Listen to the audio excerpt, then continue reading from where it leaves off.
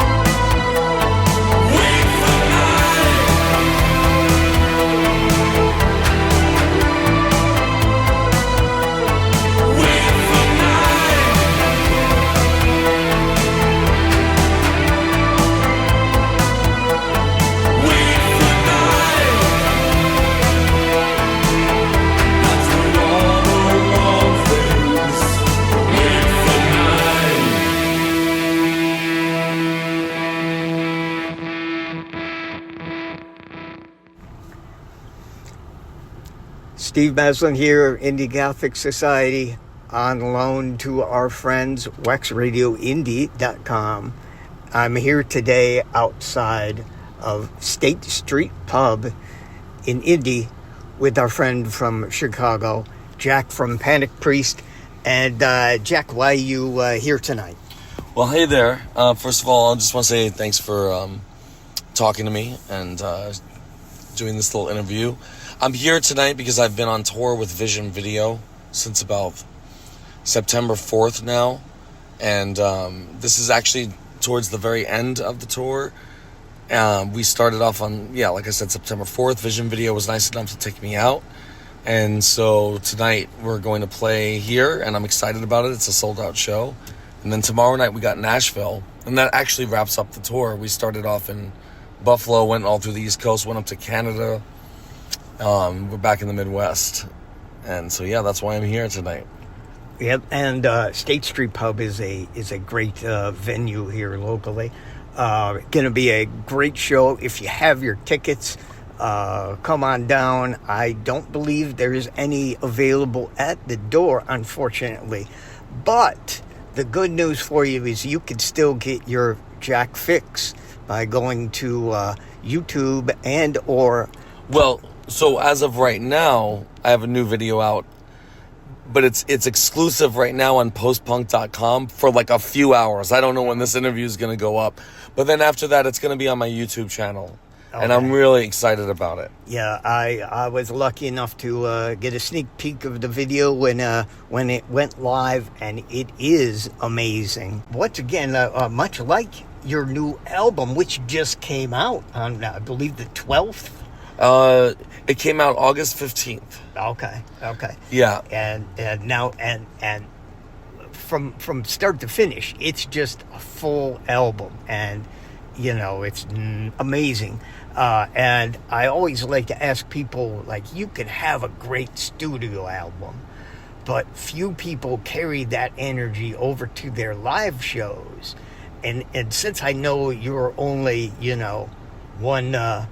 one person out there live, how is it that you feel you are able to bring such energy to all your live shows?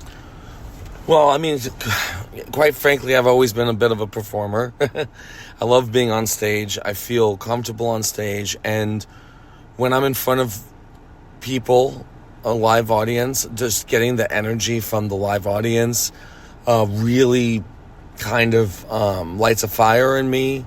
And I feel like I want to always give it my all on stage. I came up when I was younger in like punk bands and things like that. And you always give it your all on stage, no matter what. And I feel the energy of the music. It's being pumped really loudly through the system. And it makes me belt it out a little more. It makes me kind of dance around a little more. It makes me kind of play my guitar a little more intensely. And there's nothing like live for me. So I feel like live, it has a little bit more raw energy than it does on the albums. And it's a lot of fun. Yes, absolutely. And now with the release of your new album, where do you feel, as far as the online music, feel that is helping you reach out more, and what are your preferred venues to put up new music? Well, I really think, I'm one of these people where I probably wouldn't have any social media if I wasn't playing music. Sometimes it's overwhelming. Sometimes it's a pain in the ass, But it also enables me to get my music out there and reach people. And so I do appreciate it for that as well. Of course, I think Bandcamp is an amazing place because it's usually filled with actual real music fans that want to buy an album. They want to own the album. They want to support you. A lot of these big corporations like Spotify and stuff like that, they unfortunately, sometimes I feel like I'm making deals with the devil out here with these things. But I will say Spotify is good for discovery. Tidal's been doing some cool stuff out there that's a little more artist-centric. But when it comes right down to it, wherever people find me, whatever the platform they use, I'm just grateful that they found my music and that they're able to connect with it. Because really, that's what it means to me. I make songs to connect with people on an emotional, on a level that only music can really do. And so, however someone finds me is how they find me, and I'm just grateful for that, I guess. And coming to your newest album, One's Wild, do you feel you have added anything more to it since you started out that you never thought you would have when you began? Well, yeah. Number one, so Panic Priest to me has always been kind of like a project in my mind. So it's mainly me. I'm the main guy. I'm kind of a control freak. That's why I do it so much by myself. But I have a lot of help. I'm not doing everything alone. So I have a producer. His name is Brian Fox. He's like a major part of the way things come out sounding for the final product. I've collaborated with lots of other artists through the years on the albums, and if it's all in the liner notes of the albums for anyone who owns them. But through the years, we've had, my very first album had Night on there. Both those guys Amazing. Worked on a couple songs. I had Wingtips. I've collaborated with Vincent and Hannah from Wingtips. There's a song on Second Seduction. A lot of people don't know this because it was before the time when you could really kind of add another artist on a Spotify or whatever like that. But like I said, it's all in the liner notes. There's a song on Second Seduction called Bloom and Decay, and Twin Tribes is on there. They play bass, they play synth, and they play some guitar. And then my good friend Daniel Belasco from Glass Apple Bonsai, he has worked with me. So all of these other people have always been a little bit of a part of it, but I always like to do something different every album. Each album's almost kind of like a concept to me.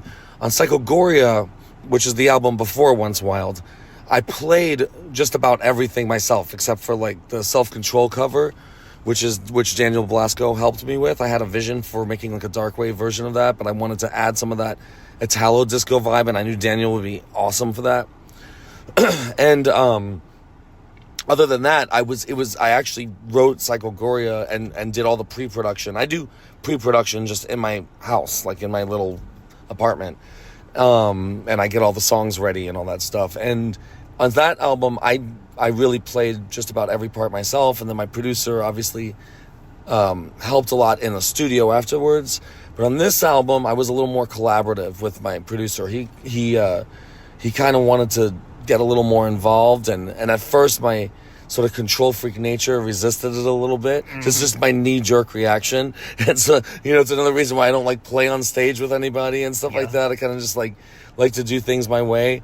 But he convinced me by just having awesome ideas that really triggered my imagination and my creativity in a way that felt refreshing for me. So I would say that's what's a little different on Once Wild. And also, I always like to push Panic Priest a little bit sonically into some new territory and kind of add to the sonic territory that's already been covered there, if that makes sense. And yeah, I kind of played my guitar a little differently. I mean, I'm always evolving and trying to push myself, and I'll get bored if I don't do that as an artist. I can't just make the same album over and over. I can't, Second Seduction was a really popular album for me, but I couldn't just make Second Seduction Part 2. I made Psychogoria, which is a much different kind of album. And, some people may love Second Seduction more, but I have to do what as an artist, it keeps me feeling invested. And then so with Once Wild, in a weird way, I feel like Once Wild has sonically, it almost has elements of all of my other 3 albums, and then also adding to that, if that makes sense. And also had a lot of fun with the artwork, the designer I worked with. I had this crazy concept. I had no idea if he was going to be able to pull it off. He also designed the Psychogoria cover, and he pulled it off. And it's a little crazy, and I love it. It's amazing. It is amazing. Now, since you're out on this tour, and you are the one driving, what do you like to listen to pass the time? Oh boy, I actually have been on the road with my buddy Adrian. I can't do all the driving alone, and he does merch for me, and he's been helping me load in and load out, also helping me make sure I don't leave shit around, like my sunglasses or my wallet or my whatever the hell. Where's my this? Where's my that? I'm kind of scatterbrained sometimes. I'm a planner, and I'm also kind of just a little attention deficit here, where I just leave things around. He's been keeping me on track. So we've listened to so many different things, and we've been we've been having lots of car rides. So it runs the gamut from anything to Bauhaus to David Bowie to Oingo Boingo to to Sally Dige. I don't know how to say her last name. Dige. Some of her new stuff. To Friends bands like House of Harm, and I always listen to a lot of Friends bands. It's been all over the place. And then there might have been a little Kiss in there too, but don't tell anybody. Yeah, just just a little bit. That's for William Faith. Oh, does William Faith like Kiss? Yeah, he's a big fan. Oh, I didn't. I don't think I realized he was a Kiss head too. Even though Sarah is not. Yeah. Well, that's not surprising. But, I'm not surprised by that. Yeah. We exist. Me and Vincent from Wingtips bond a lot over Kiss because we both kind of like call ourselves, we're like closet Kiss fans, Yeah. It's one of those bands where like they're such, like personally they're such assholes, so you're almost embarrassed to like say that you like them, but it's like it's a thing like you get into as a kid. I was very into comic books. Oh yeah. I grew up loving comic books and superheroes and all that shit, and so it just it appealed to me. I had a brother who was much older than me, and the first two album covers I ever saw, or which I think kind of like left an impression on me, was Kiss Destroyer, and then Blondie's Parallel Lives. Yeah. Which I think if you know Panic Priest well enough, kind of makes sense a little bit. Yes, it does. Yes, it does. And fun fact: the first album I ever bought, like with my own money, was Kiss Destroyer, and that was based solely on the album. Sure, I mean they're masters of marketing with your latest covers, which is amazing. I heard a rumor that may at some point be including Bay City Rollers Saturday Night. No, I don't know where you got that from. Hey, sometimes the sources are right. I did not hear that. No, I did not. I have no interest in covering that one. I'll probably cover some weird songs in the future because I did the Laura Branigan. Yeah. And very good. And well, actually, I combined the original version, RAF, because it is an Italo disco song. Before Laura Branigan, she actually covered the song. Yeah. I actually incorporated elements of both of those, and then kind of made it a little more dark wave and like kind of more Panic Priest. But I don't like to do covers unless I can kind of Change them. give it my own. Yes. I don't necessarily need to change the song to where like you don't recognize the song. It's the same song. Put your own twist. It just needs my own personality in there. I feel like it needs to have a reason for existing. Yes. Because I love songwriting, and so a cover has to really feel like that. Just felt like a Panic Priest song to me. Yes. That's very good, and it's really good live. Thanks. And now, as we were talking before, what are some of the places that people can find your music, or where you're touring, or more importantly, buy your merch and support? Honestly, if you just go to my website, panicpriest.com, it's real simple, then you can find links to everything there. And, of course, I'm on all the social media stuff, but I have it all centralized on my website at panicpriest.com. Honestly, if you just Google Panic Priest, I am the only thing that comes up for like pages. So whatever, I'm pretty easy to find. Not many people. There's nothing else called that. So that's always good. Yeah. And like I said, you're playing tonight out at State Street Pub. Yep. That is Friday, so you may not be able to make it down here in time. But you can always drive down to Nashville for their last show. Yeah, and that's going to be amazing, because I just also want to really say a thank you to, everyone on this tour has been awesome. Treasures, the other band we played with, has been awesome. All the guys involved with Vision Video are such awesome people. This has been the time of my life. But I really want to also thank Dusty directly, because he really, he took a chance on taking me out. He took me out. He didn't have to take me out.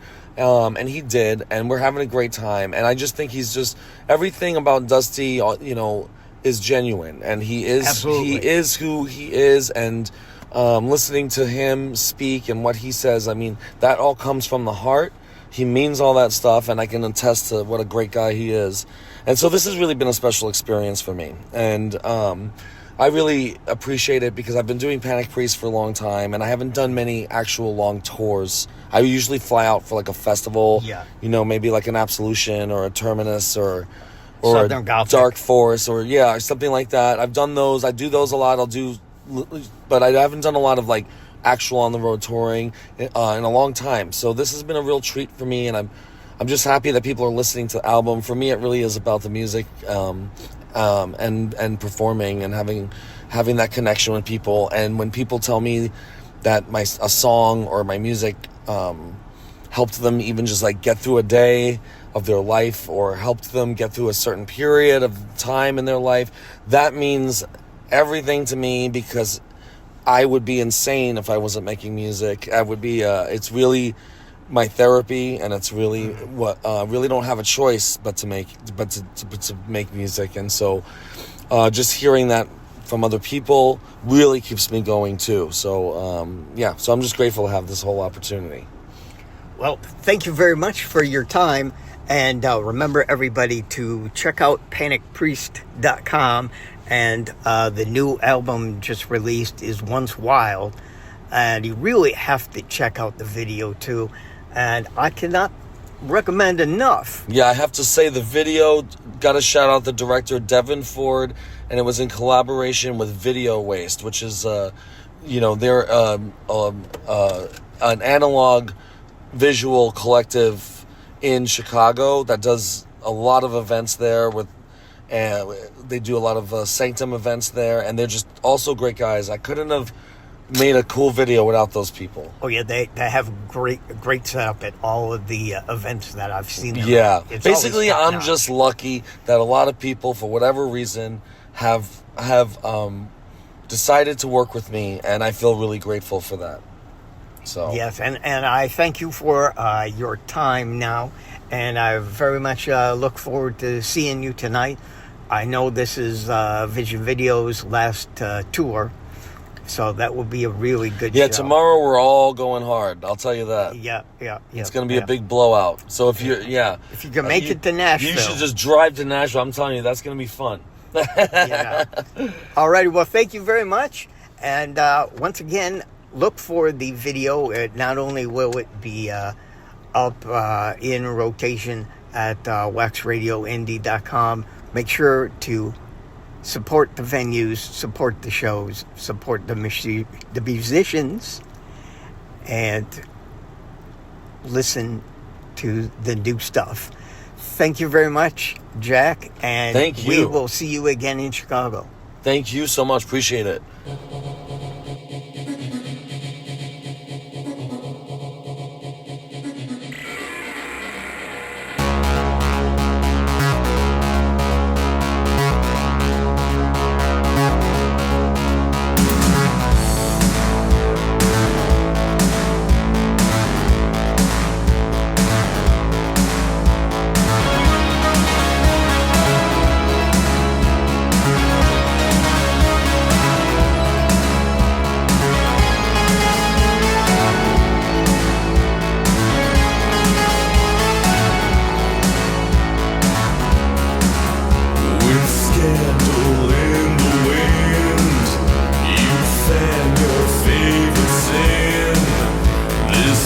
Serenity